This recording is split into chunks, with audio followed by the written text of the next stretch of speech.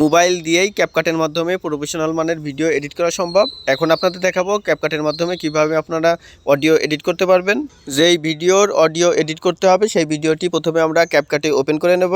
যদি আমাদের ভিডিও থেকে অডিও আলাদা করা লাগে তাহলে টাইমলাইনের ভিডিওর উপর চাপ দিব, এরপর এক্সট্রাক্ট অডিও নামে অপশনটিতে চাপ দিব। তাহলে ভিডিও থেকে অডিওটি আলাদা হয়ে যাবে। অডিও বা সাউন্ড থেকে নয়েজ রিডিউস করার জন্য আমরা প্রথমে অডিওটি সিলেক্ট করে নেব, এরপর নয়েজ রিডাকশন এই অপশনটিতে চাপ দিব, এরপর এটি অন করে দেব, এরপর টিক চিহ্নতে চাপ দিব। এরপর ভয়েসটিকে ইনহ্যান্স করার জন্য নিচের ইনহ্যান্স অপশনে চাপ দিব, এরপর অ্যালাউতে চাপ দিব, এরপর এটি অন করে টিক চিহ্নতে চাপ দিব।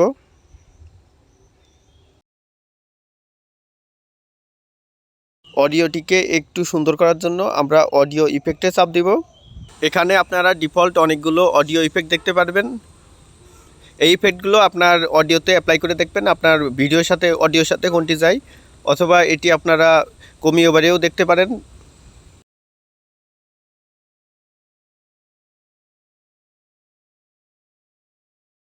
আপনাদের সাউন্ড যদি কম মনে হয় তাহলে আপনারা ভলিউমে চাপ দিয়ে সাউন্ড কমিয়ে বাড়িয়ে নিতে পারবেন।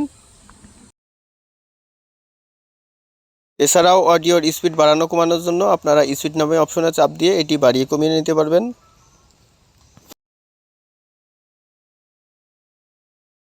আপনাদের যদি কখনও অডিও কাট করার প্রয়োজন পড়ে তাহলে আপনারা যেখান থেকে কাটতে চান এই রেখাটি সেখানে রেখে স্প্লিট নামে অপশনে চাপ দিবেন, তাহলে অডিওটি দুই ভাগে ভাগ হয়ে যাবে। এটি আমরা আবারও দুই ভাগে ভাগ করে নিলাম।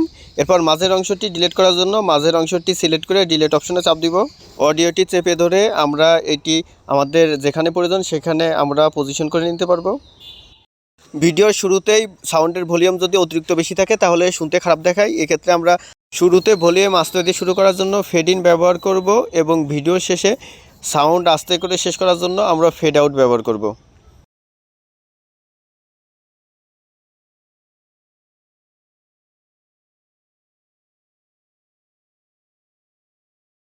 এখন আমাদের সাউন্ড এডিট শেষ। এখন আমরা ভিডিওটি এক্সপোর্ট করে নেব।